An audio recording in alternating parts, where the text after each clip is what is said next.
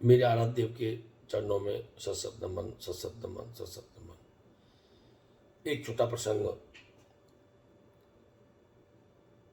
हम जो फूल चढ़ाते हैं मंदिर में, पूजा करने में है अपने आराध्य देव के सामने, उसका क्या महत्व है। एक बार एक चोर चोरी करके वापस आ रहा था। चोरी का कुछ सामान तो मिला नहीं। अब बेचारा थक गया। थकने के बाद में उसे सोचा बन की कुछ देर नींद से आ रही थी, थक भी गया था, आराम कर लूं थोड़ी देर। आराम के लिए वो एक पेड़ के नीचे लेट गया। और पेड़ मेरे भक्तों वो फूलों वाला पेड़ था, फूल लग रहे थे उस पर। अब सोने के बाद काफी जब आदमी थक जाता है तो पता ही नहीं लगता कितना समय हो गया। वो सो गया। सोने के बाद में जब जगा तो उसके ऊपर पूरे फूल फूल आ गए, कि पेड़ पे से गिर रहे थे फूल। फूल गिर गए तो जैसे ही बैठा हुआ तो उसके 2 3 4 जेब में भी आ गई फूल। अब वो बैठा होकर चल दिया, ध्यान नहीं दिया कि जेब में भी फूल हैं। तो आगे चल के फिर थोड़ा सा देखा तो जेब में फूल थे। अब हाथ में उसने फूल ले लिए। वो चलो, उसको थोड़ी इतनी समझ तो थी कि मतलब इन फूलों को वैसे नहीं फेंकूं, गंदगी में जाएंगे। तो आगे चल के क्या देखता है कि श्री सिद्धार्थ आश्रम के भक्त बैठे हैं और कीर्तन कर रहे हैं। गुरु महाराज का फोटो सामने लगा रखा, विष्णु भगवान का बगल में लगा रखा है, माता जी आदरणीय गुरु माता जी का फोटो भी लग रहा है। उन्होंने लिया और सीधा फूल अर्पित कर दिया। वो विष्णु भगवान के चरणों में गया। अब चोर चला गया। नमस्कार भी किया उसने, नतमस्तक किया। ये तो 100% सत्य है कि जो आदमी फूल चढ़ाएगा तो नमस्कार जरूर करेगा। चला गया। कुछ दिन के बाद में देखो, मृत्यु तो सबको आनी ही आनी है, ये तो कड़वा सत्य है। अंतोगत्या वो मृत्यु को प्राप्त हुआ तो ऊपर पहुंचा धर्मराज जी के पास में। तो चित्रगुप्त के पास में धर्मराज जी ने पूछा, इनका लेखा जोखा देखो, फलाने फलाने आदमी का। उन्होंने लेखा जोखा देखा कि महाराज इसने जिंदगी भर सारे जो राक्षस प्रवृत्ति के कृत्य हैं, कुकर्म हैं, सब किए हैं। चोरी ये करता, व्यभिचारी ये है, शराब ये पीता, मीट मांस ये खाता, जो जितने गंदे काम हैं सारे ये करता है। फिर महाराज फिर क्या करें, बन की एक काम में से बढ़िया किया है। विष्णु भगवान के चरणों में इसने फूल एक ग्रहण अर्पित किया है, वो भी भक्ते भक्ते। परंतु उसका इसको एक दिन का स्वर्ग जरूर मिलेगा, बाकी दिन जिंदगी भर ये नरक भोगेगा। अब उसने भी सुन लिया, बल्कि एक बार एक फूल चढ़ाने से एक दिन मेरे को स्वर्ग मिल गया। चलो ये तो अच्छी बात है। अब धर्मराज जी ने पूछा उसको कि भाई ये बताइए, अब तुम नरक जाना चाहोगे पहले या स्वर्ग में एक दिन जाओगे। उनका महाराज जिंदगी मेरी नरक में कटेगी, एक दिन का तो स्वर्ग भोग लूं, एक दिन का तो स्वर्ग में आनंद ले लूं। आप कृपा करके मेरे पे महान कृपा करेंगे, एक दिन मेरे को स्वर्ग भेज दो। पर कोई बात नहीं, ये तो तुम्हारा अधिकार है, इसमें हम कोई महान कृपा नहीं कर रहे तुम्हारे ऊपर। ये तो विष्णु भगवान ही कृपा कर रहे हैं तुम्हारे ऊपर।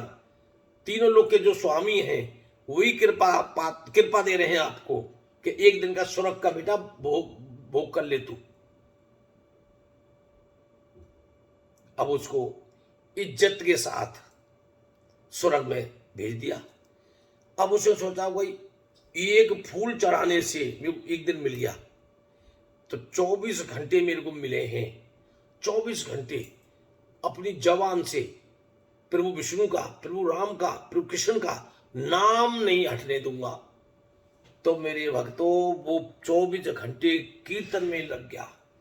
किसकी रोटी, किसका पानी, किसका क्या, उसके आगे तो नरक दिख रहा था कि आगे नरक ही जाना फिर तेने। वो भक्तों उसी में लग गया प्रभु के गुणगान में। कीर्तन में संकीर्तन में लग गया। 24 घंटे में जीप पे संकीर्तन, भगवान का नाम नारायण नारायण नारायण नारायण करता रहा। और फिर उसके दिमाग में एक चीज और आई, जब एक फूल चढ़ाने से ही परमात्मा खुश हो गया, एक दिन का स्वर्ग दे दिया, तो तू और पुष्प ला कहीं से ढूंढ के। अब मेरे भक्तों वो फूलों की खोज में लग गया। देखा तो ये छोटा सा पेड़, पूरे फूल खिल रहे हैं उस पर। उसने क्या काम किया, उस पेड़ को ही उखाड़ लिया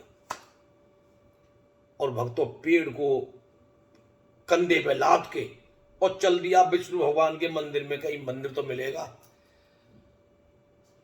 और देखिए जहां चाह वहां रहा।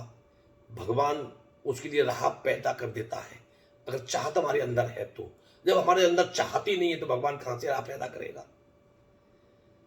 अब उसने चाहा कि मेरे को विष्णु भगवान का मंदिर मिलना चाहिए, तो विष्णु भगवान का मंदिर मिल गया। और भक्तों उसने पूरा पेड़ ले जाके भगवान के चरणों में अर्पित कर दिया। परंतु 24 घंटे लगातार पेड़ काटा है, पेड़ तोड़ा, पेड़ उखाड़ा है, जो भी किया उसने, भगवान का विष्णु का नाम नहीं छोड़ा। नारायण नारायण करता रहा, नारायण नारायण करता रहा। और जाके पेड़ अर्पित कर दिया, वहीं बैठ गया, वहीं भजन कर रहा है। दोबारा फिर ले जाया गया उसको गुप्तचर आगे।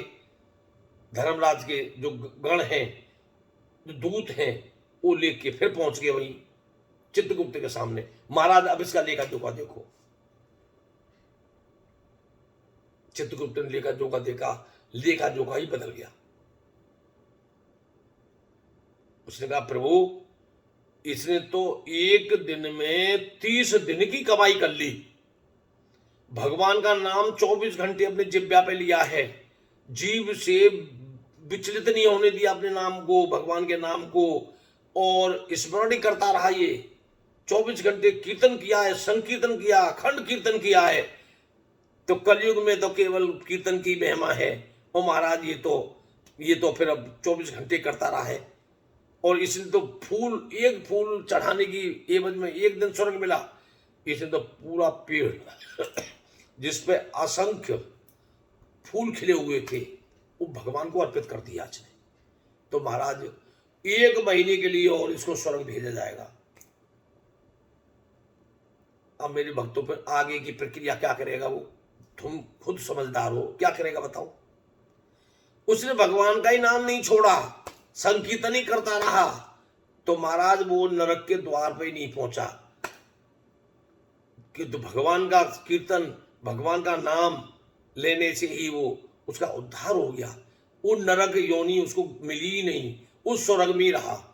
बोल श्री गुरु महाराज की जय। जय जय श्री राधे, जय जय श्री राधे श्याम।